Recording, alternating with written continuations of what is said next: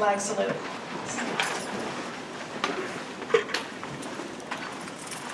Pledge allegiance to the flag of the United States of America and to the republic for which it stands, one nation, under God, indivisible, with liberty and justice for all.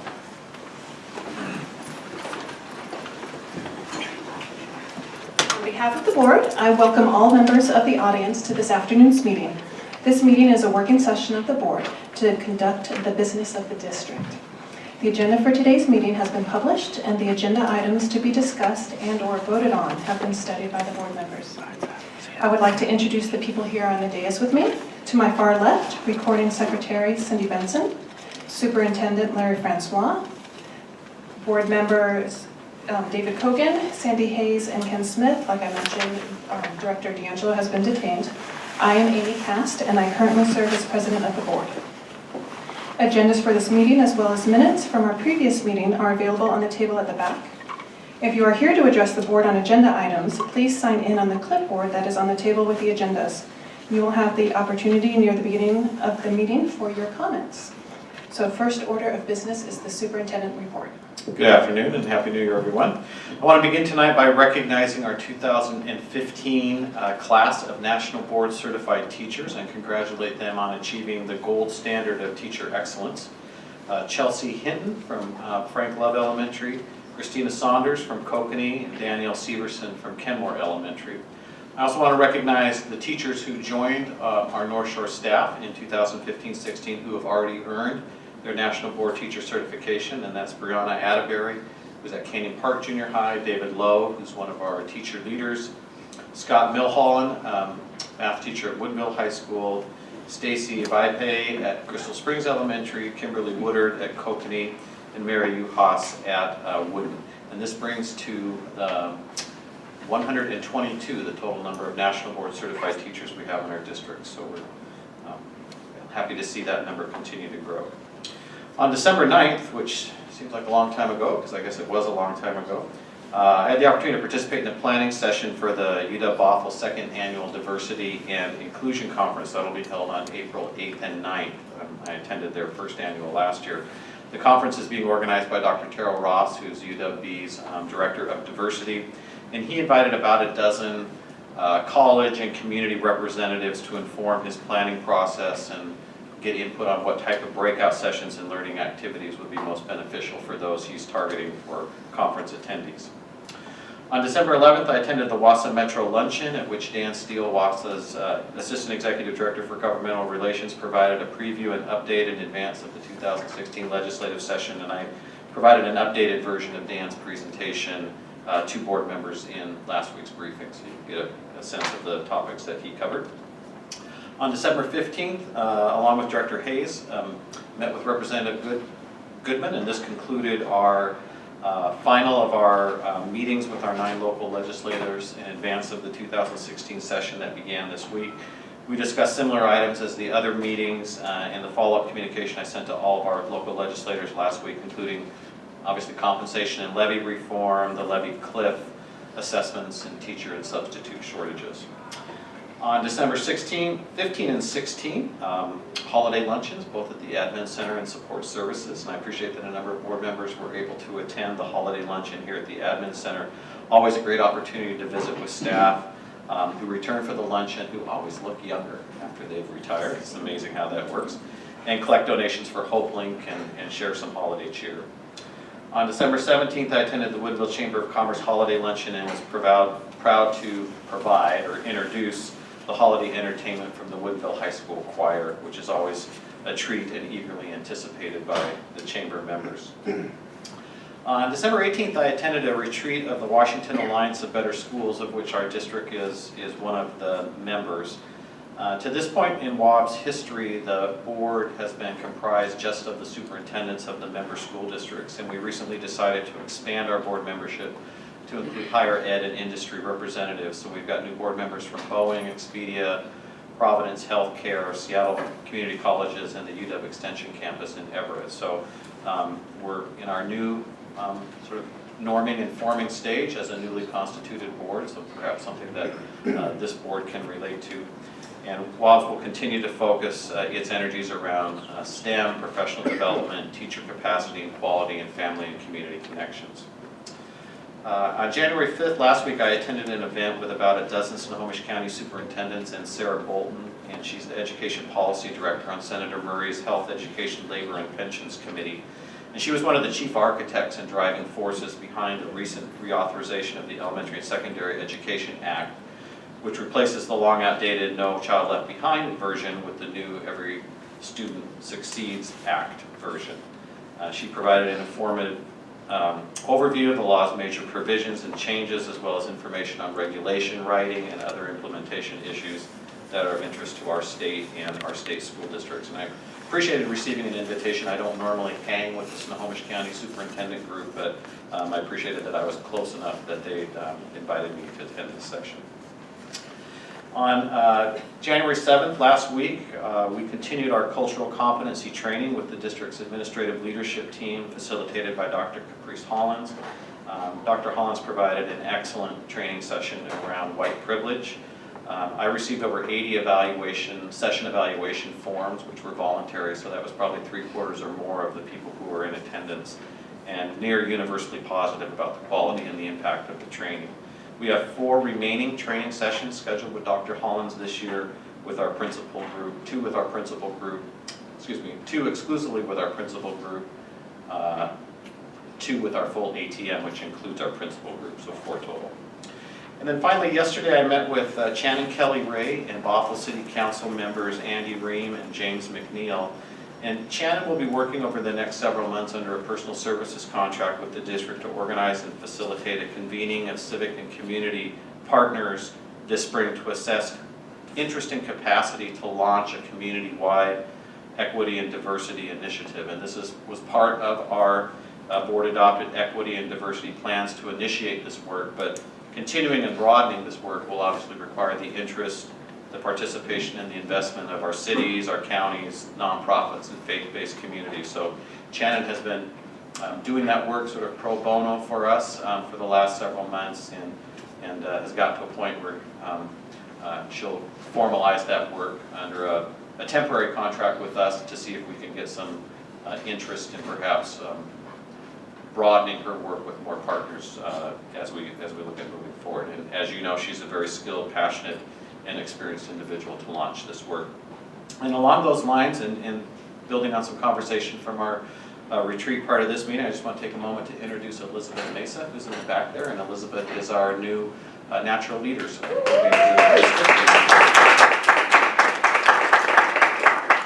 very happy to have her on board and have very high expectations of what she's going to bring to our district and all of our families and communities in the coming months and years. So welcome.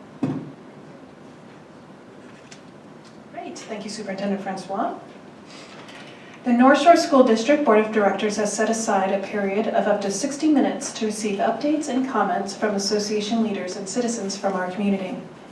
The board expects speakers to address matters related to district operations, policies, procedures, and agenda items under consideration by the board. Comments should not make reference to any employee or representative of the district by name or by identifiable reference.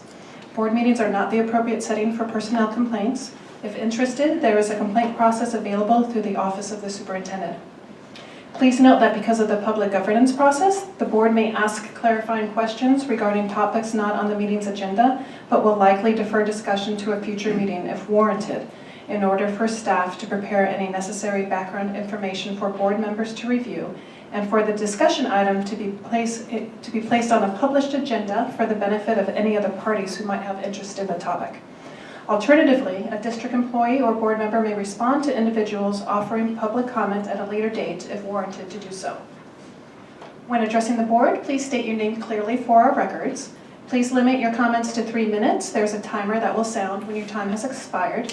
We thank you for your participation in the governance process. And first off, are there any association leaders wishing to address the board?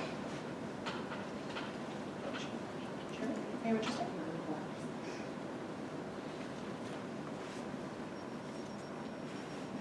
Hello, I'm Sherry Rudolph. I'm North Shore Council PTSA President. Good afternoon. We have I know you have lots to cover today. So, and we have actually just gotten through a really whirlwind week as well. And it finished this morning. We met with the communications department, the district, and we're getting all kinds of plans ready for the different things coming up, kindergarten orientation, and all of our kind of communication where we're going to partner with our family and community engagement chair person, which is Kit Topaz.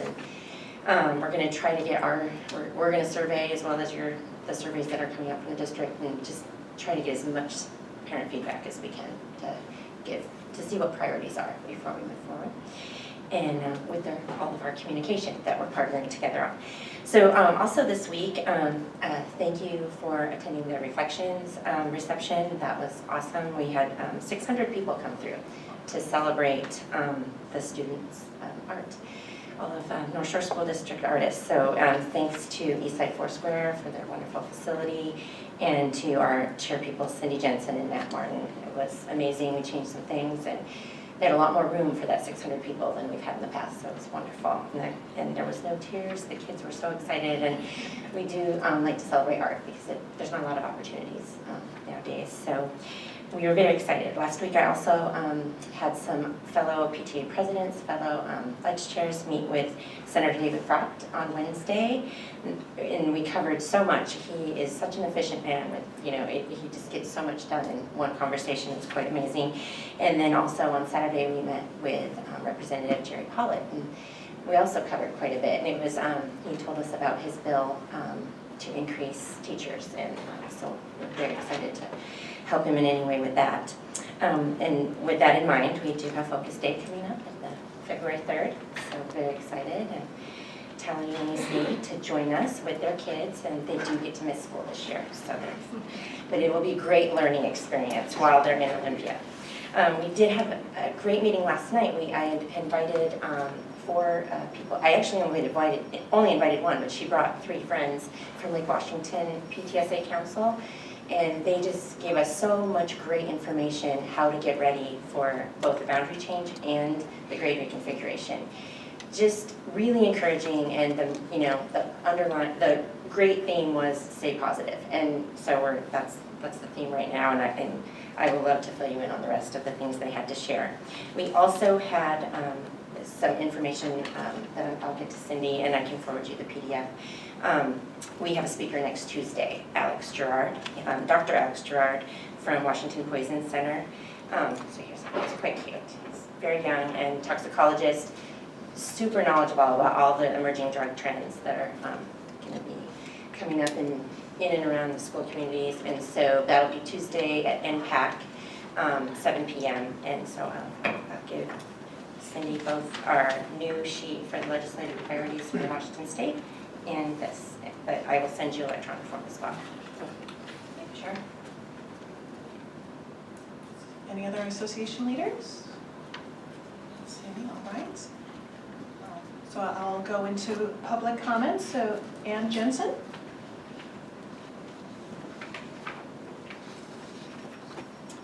Good afternoon.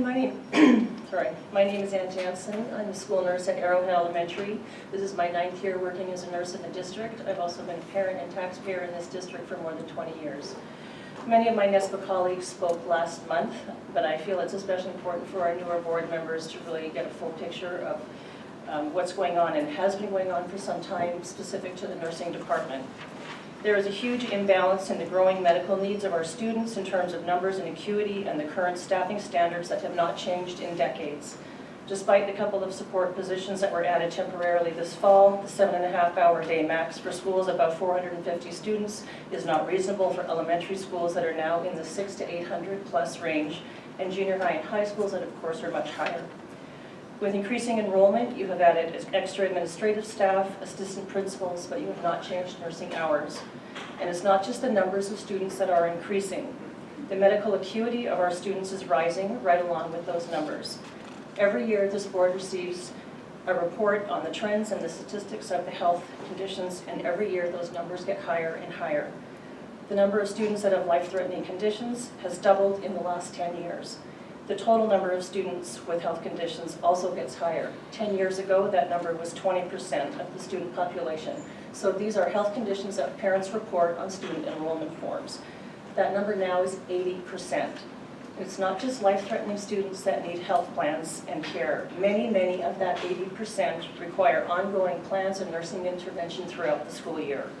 The number of students who require licensed nursing care during the school day has increased 40% in the last 5 years. Again, these numbers are from the NSD Trends in Health Conditions Report from 2014-15. If this district is going to continue its, quote, long-standing commitment to student health and wellness that is advertised on the district website, then we need not only additional nursing coverage, we need market pay to attract competent, qualified nurses. We've had open positions for months. Hollywood Hill and Sunrise have gone without a regular nurse since October. That position was only recently filled. Our new float nurse position was open for months. Our substitute list dwindles every year. We cannot find and keep substitutes. The standard in the nursing industry is subs get a higher rate of pay, and we need substitutes. We are very experienced, dedicated nurses who are highly educated within this specialty, and we have chosen this specialty area of our nursing profession because we are passionate about serving students and families. We make a difference to community health, and we are the front line for many families. It is time this board values school nurses and treat us as the nursing professionals that we are. In closing, I'd just like to say in support of all of NSPA, you cannot operate the school district without support staff. You make an investment every time you hire, orient, and train someone new. And it costs this district money when you lose that staff because you cannot retain them with such low wages or lack of benefits. You're losing an experienced workforce that you are not regaining by hiring new staff. Please show us that you value us the next time you come to the bargaining table. Thank you. Yeah. I have my remarks written with some additional comments that I knew there would be time for. Okay, great. If you want to give a copy to Cindy, she'll get them to us. Thank you. Dan. Oh, does she have one? Nancy Chamberlain?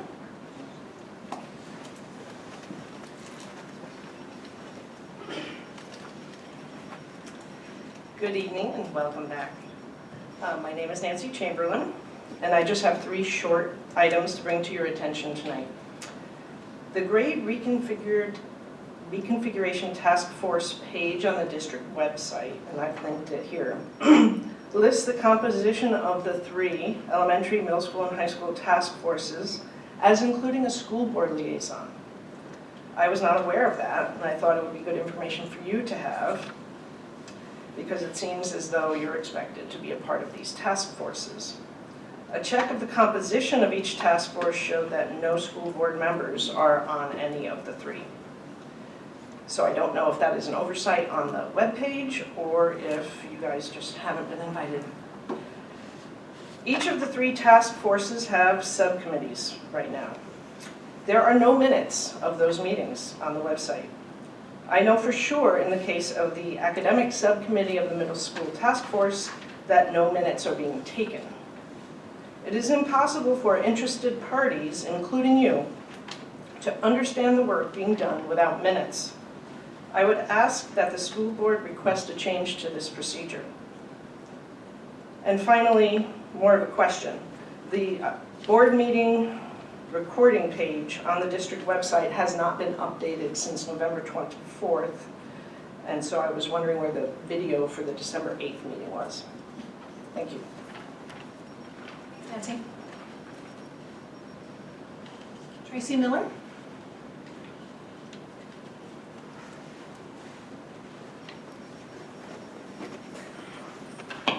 Hello, my name is Tracy Miller and I live in Bothell. I've lived in Bothell for a little over 8 years. I currently have a 3rd grader at Kokanee and a kindergartner at Maywood Hills Elementary. I also served on the PTA president at Kokanee during the 13-14 school year and the 14-15 school year. I'm currently a member of both schools' PTAs and recently have helped Maywood with their jogathon, earning a record number turn-in the dollar category. I heard yesterday there are talks today of possibly moving 3 out of 7 first grade classes from Kokanee to Maywood Hills Elementary. I believe plans are still in the preliminary stages, but wanted to share with you quickly a parent's point of view. First, I do want to recognize the growth in the north end of Bothell solely weighs, in my opinion, on the neglect and greed happening in Snohomish County. The growth has come fast and furious, and our schools have been hit the hardest. While I would have liked to see this district take a more proactive approach versus reactive on the overpopulated, overcrowded schools in the north end, Kokanee, Canyon Creek, and Fernwood as examples, I understand measures are coming in the way of grade reconfiguration, but I'm not sure this will be enough until the new elementary school reaches the ballot in 2018. Since I do have a kindergartner at Maywood and a third grader at Kokanee, I have lived the two-school scenario. While Maywood is a great school and have welcomed our refugee kindergartners with open arms, we still struggle with longer bus rides for 5 and 6-year-olds, to 2 sets of policy and procedures that we work between both schools, a lack of community. I want to invest my time in my home school, where I live closest to. We still struggle along with pickup and drop-off time challenges for our younger kids and weekly explanations on why my daughter isn't going to school with her older brother. I'm not sure if you've looked into the big blue eyes of a 5-year-old lately, but it's hard to come up with a good, child-appropriate answer to the question that I'm just as frustrated with. I also realize Kokanee can't continue to add any additional students to the school. I've seen firsthand the amazing assemblance of 740 plus kids come in and out of the gym for assemblies led by Principal Davis and her staff, and I truly don't know how they do it. I feel as a kindergarten parent, our community has been gracious and somewhat understanding of the situation in the district, but to split a grade level away is unacceptable, and especially for what could be for 2 years for some families. If there is no hope to keep the grade together at Kokanee, who will be the privileged few to stay? Will the district and this board put in some parameters for family with older siblings already at Kokanee, or families who will live within walking distance? Will they be given first priority to the first grade classrooms available?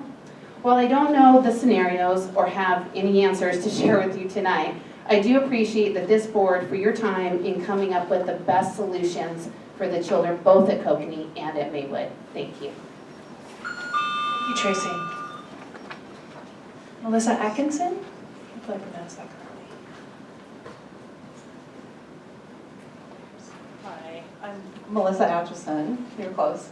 And I'm actually going to pass because those 2 moms prior to me addressed both of my issues. So thank you for your time. Thank you.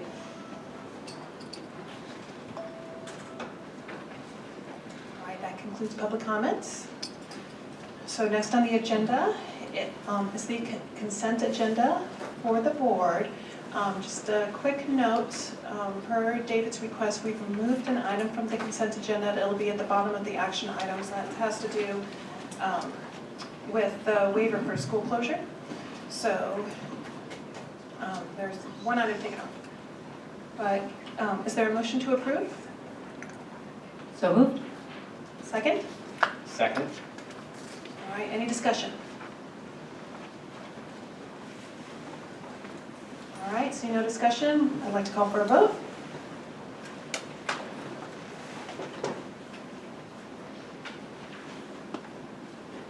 All right, the consent agenda passes unanimously. Next on the agenda, all right, action items. First up is the second reading of board policy numbers 8,000 goals and 8,100 transportation. Is there a motion to approve? So moved. Second. All right, any discussion? Seeing none, I'd like to call for a vote.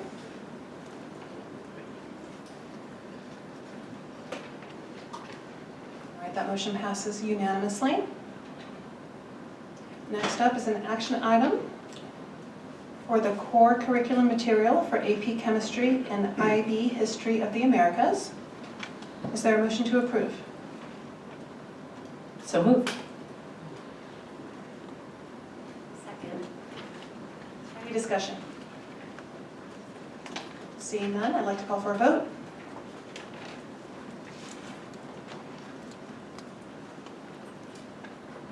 Next item on the agenda is the 2016-17 kindergarten and enrollment mitigation proposal. Is there a motion to approve? So moved. Second. Okay, any discussion? So I had a couple, oh, go ahead. I just was going to say once again, thank you. Recognizing the rules kept changing as we went along through this, and so a huge amount of hours went into each version of this plan. So again, thank you to the support staff and your amazing ability to come up with solutions every time we had a new reason to have to come up with a new plan. I have a couple of questions, just more who, right?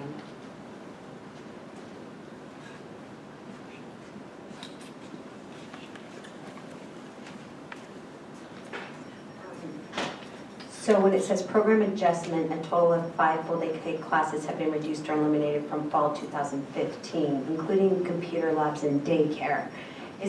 Do you foresee that eliminating the computer labs and daycare will be ameliorated by the time that 2017 comes, or are these permanent decisions that are going to need to be made until we open a new elementary? Sure, so, is this working? So basically what we see is the computer, I don't think how about now? Sorry. What we see is the computer labs will probably get converted to what they call COWs, or computer on wheels.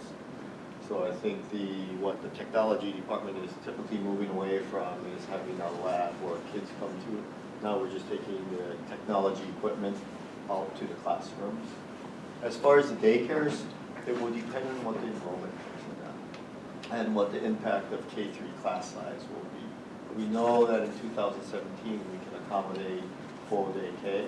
I think the next challenge we'll have is what the state, as the state implements K-3 class size, what that impact is going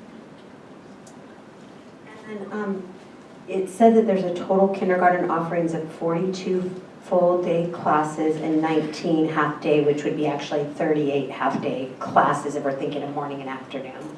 Correct. So, and that's not a lot less than what we had this year. I think it's 5, you said less. I believe we had 39 full-day offerings in 2015. So we added. Yeah. Okay. Around 3. How solid is this plan, do you think? Like, I understand there might be tweaks here and there, but just for purposes of voting on it, how solid is this plan? How solid is this plan?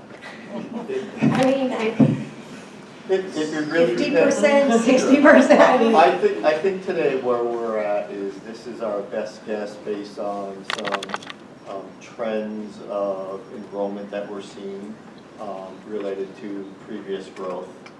As I said, the numbers are definitely based on previous enrollment at the kindergarten level.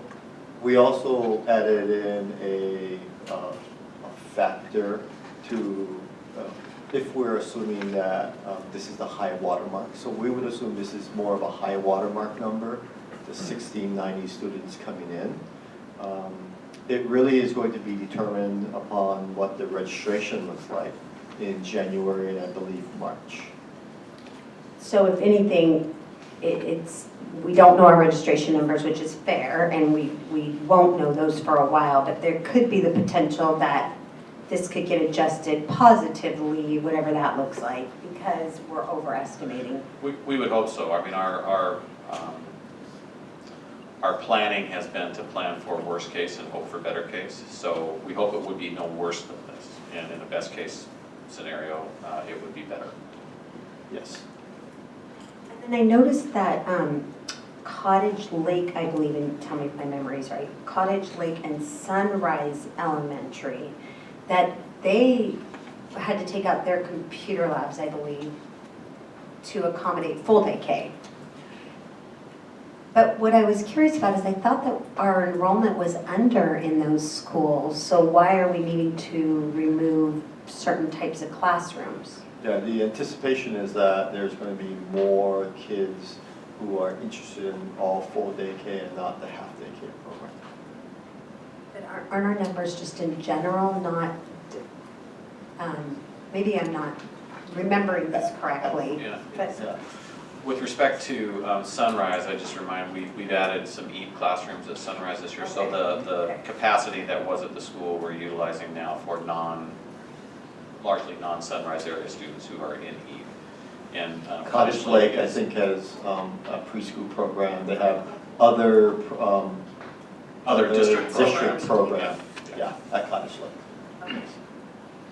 Well, I thank you. I want to thank you and your group and Larry and the administration for working on this, because I know that this was a lot of hard work during that, more than just that week, but with the board coming in and asking that we take a different look at it in different community groups. So I really feel like you heard, like you guys heard what the people of the community and the board was asking, and so I was really happy when I saw this. That doesn't mean to people that spoke earlier that this doesn't affect negatively for this next year families, or in less than a positive way of what we'd like it to. But I think that this looks like the best plan that we could possibly come up with, compared to considering all the factors that we had available to us. Yes, So we appreciate that, thank you. Any other questions while Ryan's here? I have a question about the transition or the selection process, and if that's going to be brought to the board. It's not in this particular proposal. We haven't generally brought, over the last few years as we've had to move students around in the district, we generally haven't brought those decisions specifically to the board. We've looked at them more operationally. Our thought, although we'll need to think about and address the issue of siblings, but our thought is that it would probably be operationally and geographically based, specific to Crystal Springs and to Kokanee, where we're looking at not only all of the kindergartners, which is a pretty easy, that's a pretty easy operational solution, but when we're looking at some of the first grade classrooms, we'll probably want to look at a geographic cluster where it makes the most sense to gather that number of students and transport them to that school. But the issue that's a speaker brought up about siblings, I think, is a valid one. We'll have to think about that. No one will be within walking distance of their schools, their sister schools. No Crystal Springs first graders would be within walking distance to Frank Love, or within. I meant like if you're at Kokanee, let's say, and you could walk to Kokanee as a first grader, then potentially that group would be left intact because they can walk there and the children farther away. I would think so. I haven't looked at it. Yeah, we haven't done details of that. Okay.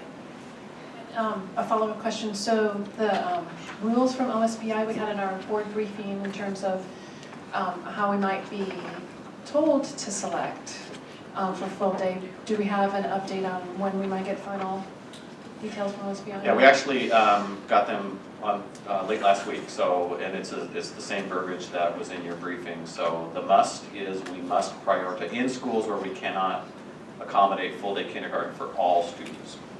We must prioritize low-income students for full-day kindergarten programs. And then if there is still space available, we must consider students who would achieve the greatest benefit from a full-day kindergarten program. So I asked for some greater clarification from OSPI as to what their thinking was behind that, and they identified things such as English language learner students, students who have special needs, students who perhaps have not had the benefit of a robust preschool program.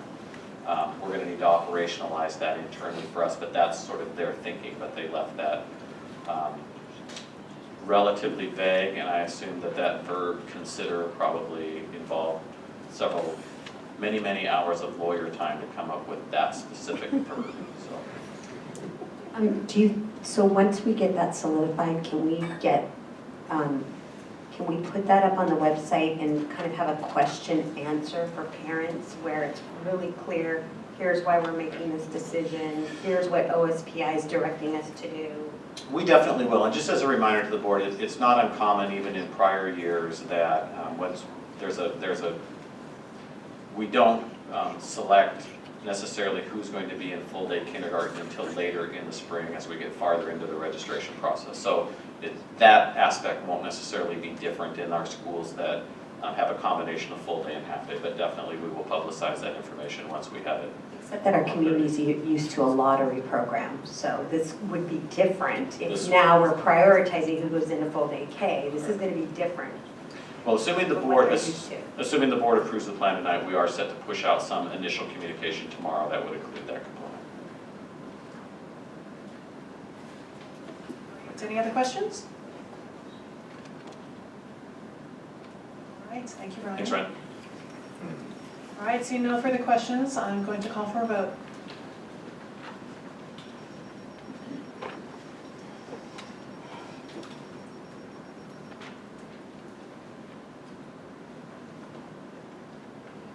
All right, and that item passes 4-1. Next item on the agenda is, here we go, the November 18th, 2015 school closure waiver request to OSPI. Again, just for the board, that was a item that was on the consent agenda, and David wanted to discuss it. So is there a motion to approve? Go ahead. So moved. Second. Right, so, questions? Not so much a question, just I appreciate that we have the ability to apply for this. I just felt that taking that day because of the weather and extending the calendar one more day was the choice that I prefer. So that's why I asked that we vote on it. Thank you. Can you explain your position? So I Yeah. understand. Yeah, my position is basically, we all appreciate how valuable the time is with our students at school and with their teachers, and missing one because of an unforeseen weather event is less than ideal, and the fact that we might be able to add it on at the end of the year, I thought was a good choice. Is there any other way to, and I don't know, that's why I'm putting this to you, Larry. Is there any other way, can you make the last day of school, and I don't know contractually, add this day versus tacking it on at the end? So contractually, our agreed upon calendar designates that any makeup days are automatically ended at the end of the year. So that's the default that we have right now. So right now, our school year is scheduled to end on a Thursday. If we were to make November 18th up, that would push the ending date to a Friday. Teacher's last contracted work day would be the following day, which would then roll around the next week to a Monday. So if the board approves applying for the waiver and OSPI grants the waiver, we're still ending on a Thursday. Should we have another inclement weather day, we've got a lot of winter left. We potentially, if it was just a single day, could end on a Friday as well. My thinking is that if you roll around to the following week to a Monday for kids, that's really not going to be a meaningful instructional day at all. Large numbers of families, I would anticipate, aren't going to come back for an early release day on a Monday as the last day of school. So, but I certainly see Director Coven's point, and we're happy to process this or not as the board determines. So does do the teachers and staff, who gets paid when we have this day and we don't add it onto the end of the schedule? So all of our teachers certainly, and some of our classified staff, such as paraeducators, are on 180-day contracts. So we would need to make arrangements for them to complete that obligation of their contract. And we've done that before, and it could be a great opportunity for our paraeducators, for example, for training, or for them to be meeting with the teachers that they work with, a paid day for that, some of that collaboration time that we hear is so valuable and important. But we would need to make arrangements for that, and we've begun those discussions with the appropriate employee representatives.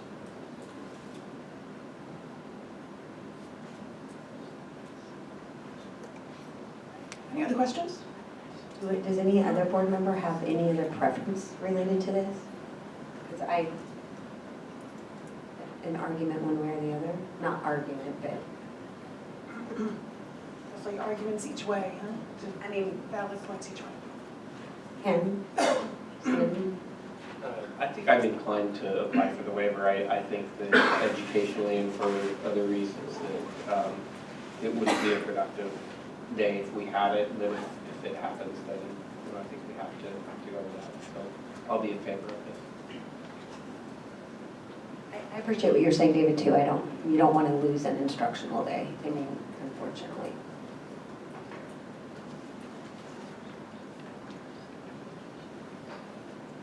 All right, seeing no further discussion, I'm going to call for a vote.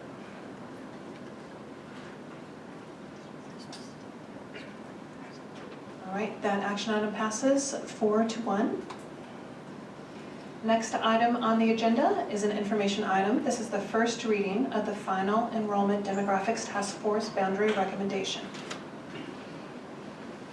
So at this point, is this open for board discussion, Larry? Were we going to have a presentation?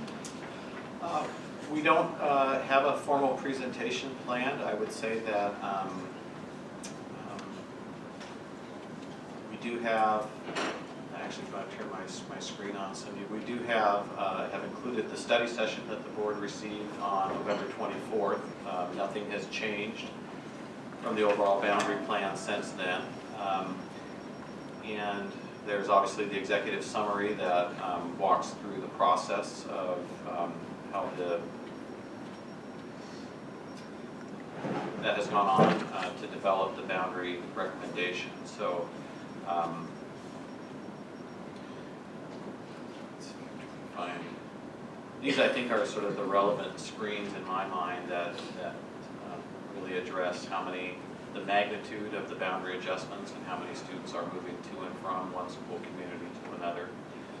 And then if you review each of the individual service area maps, I'll take for example the Frank Love map. All of them have been noted as the current service areas and then the proposed service areas and notations by the numbers there that's going to summarize the general rationale behind that particular change. So and from a process standpoint, as you know, we've gone through 2 formal rounds of drafts of the plan and have received community input on those. All of that input has been reviewed in detail by the Enrollment Demographics Task Force Subcommittee and the full task force itself. We were able to make some changes and obviously not able to make all changes that were requested, but I think it's been a very thoughtful process, and I just want to acknowledge and thank the many individuals and the countless hours and lots of folks in the room here today who've been very directly involved in this plan. All right, any questions or discussion from the board? I have 2 items. So one of the items, well, first off, I do want to say thank you for all the community members and the task force. It was really quite amazing to see the various iterations and the work that was done on this.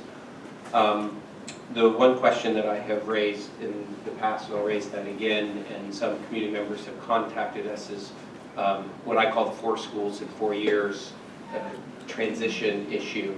And so, for example, a kid may go to one elementary school, then they would go to, say, Kenmore Junior High, and then North Shore Junior High, and then Inglemore High School, or some kids that would be going from the Lockwood area to Inglemore High School 1 year, and then next 2 for Bothell, and so asking for waivers. And so the question is, from a waiver perspective, if the board were to say, if we were to pass a policy or be open to a policy of grant every single waiver for the upper grades, do we have a sense of how that might look? I was talking to someone from the Lockwood area for high school and said, hey, some of the kids want to go to Bothell, they want to do all 3 years at Bothell. Some want to go to Inglemore, they want to do all 3 years at Inglemore. And so they would do 1 at Inglemore and then at Bothell. Currently, some want to waiver to Bothell early, some want to go to Inglemore and stay.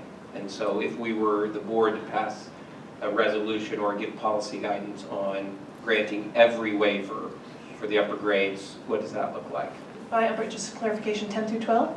Is that what you mean by upper No, grades? 6th through 12th. 6 through 12.